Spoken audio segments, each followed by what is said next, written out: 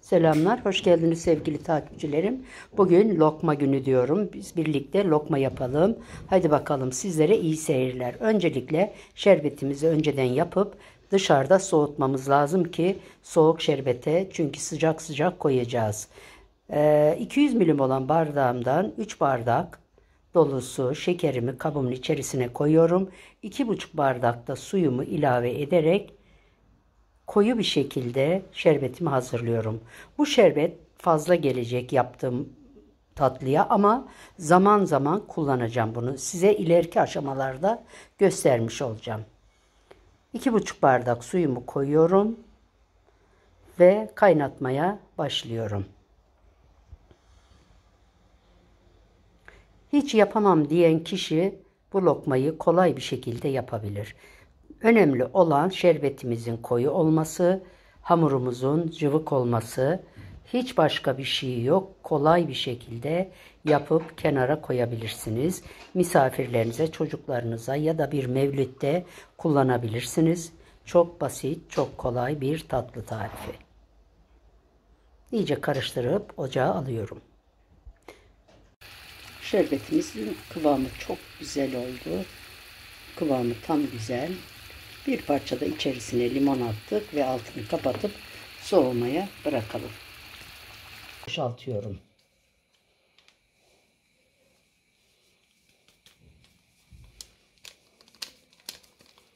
Bir paket mayamızı içerisine koyduk ve bir yemek kaşığı da şekerimi üzerine koyuyorum. Ve hemen bir kaşık yardımıyla karıştırmaya başlıyorum.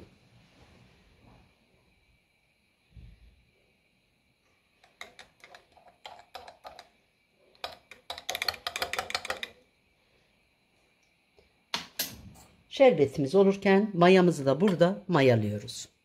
Bu şekilde. Evet, mayamızı artık görüyorsunuz.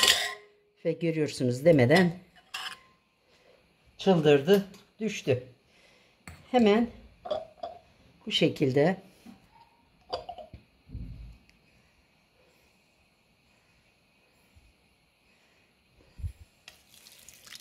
koyalım.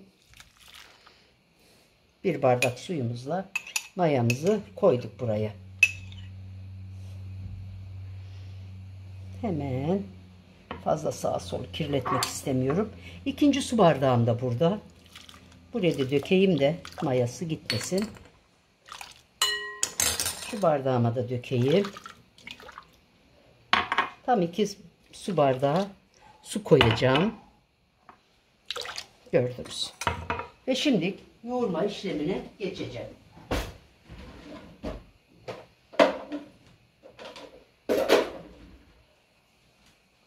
Buradaki 3 bardak olan unumdan kontrollü koyuyorum. Gördüğünüz gibi kontrollü koyacağım. Çünkü bu cıvık bir hamur olacak. Aslında elimle hiçbir şeye gerek yok. Elimle daha kontrol edebileceğim.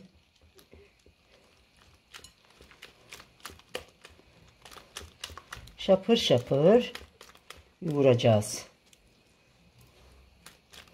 İçinde pütürlük kalmasın. 3 bardak aldım ama belki eksik, belki fazla olabilir. Ben yine kontrollü bir şekilde yapmaya çalışıyorum.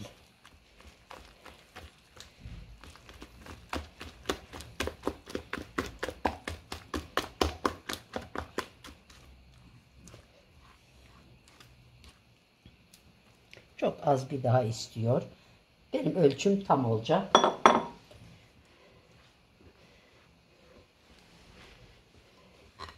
Yine de kontrol edelim. Her un, her bardak, her bir milim bile ne yapar? İşimizi aksatır. Onun için kontrollü yapın.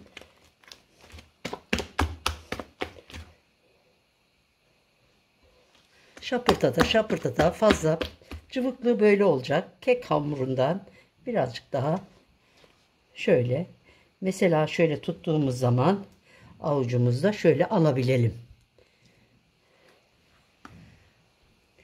3 bardaktan sonra 2 yemek kaşığı daha un aldım. 2 yemek kaşığı, fazla değil.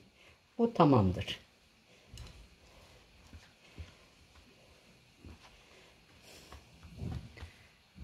Çok az da bir tuz atmamız lazım. Tuzu unutmayalım. Her şeyin tadı tuzdur diyoruz ya bazen yemeklerde. Gerçekten. Bunu ne kadar böyle çırparsak hamur öyle sıçradı ki yan odaya fırladı. O kadar. Bunun kısmetlisi çok. Kesinlikle gelen var. Buyursunlar.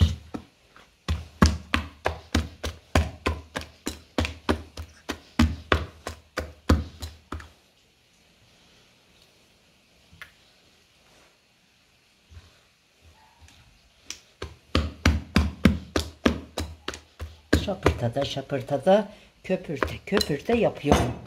Oh, çok dış ses ama olsun. Hemen üstünü kapatacağım. Mayalanmaya bırakacağım hamurumuzu. Bu şekilde yoğurma işlemini bitirdik. Çarpa çarpa tamamladık.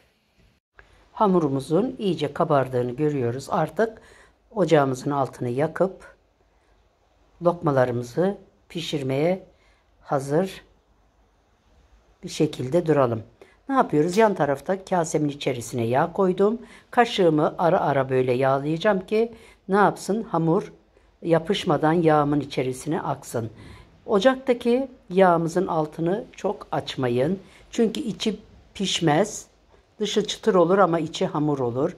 Böyle elimizden alarak küçük küçük lokmaları hemen yan taraftaki yağımızın içerisine koyuyoruz. Dediğim gibi arada bir kaşığımızı ve elimizi yağlamalıyız ki daha rahat işlemimizi tamamlayalım.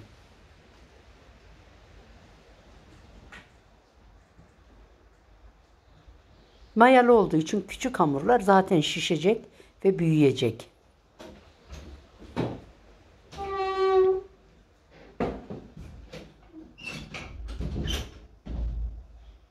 Hiç yapmam diye düşünmeyin. Herkes bunu yapabilir. Çok kolay. Tarifi de kolay. Yapması da kolay. Ben bunların bir kısmını yapıyorum. Biraz böyle pembeleşince yan tarafa alıyorum. Çünkü bunu her seferinde hamuru yoğurmaktansa buzluklarda saklıyorum. Ve daha sonra kızgın yağın içerisine atıp şerbetimle buluşturarak ikram ediyorum ev halkına, misafirlerime. Şerbetimi biraz çok yaptım demiştim. Doğrudur. Kavanozumuza koyup buzdolabında sakladığımda hiçbir şekilde ne şerbetimiz bozulur ne de yaptığım lokmalar bozulur. Artık hafif pembeleşti. Yan taraftaki büyük servis kabımın içerisine böylelikle alıyorum. Bunu şimdi buzluklarda muhafaza edeceğim. Yeni taze yapmış gibi yiyeceksiniz.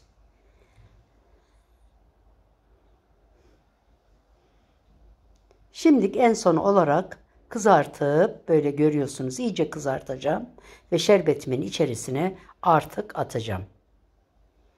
Sonuna geldik. Lokmalar nar gibi kızarıyor karıştırarak. Dediğim gibi altını çok açmadan kısık bir şekilde yapabilirsiniz.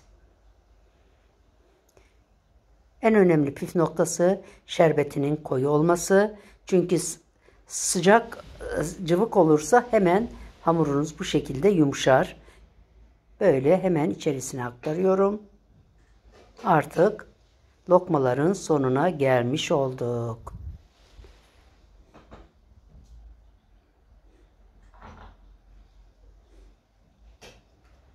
Kaşıkla birazcık karıştırayım.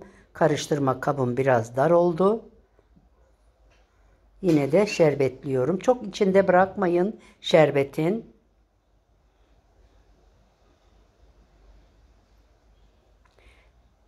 Videomu beğendiyseniz arkadaşlarınızla, dostlarınızla paylaşmayı unutmayın.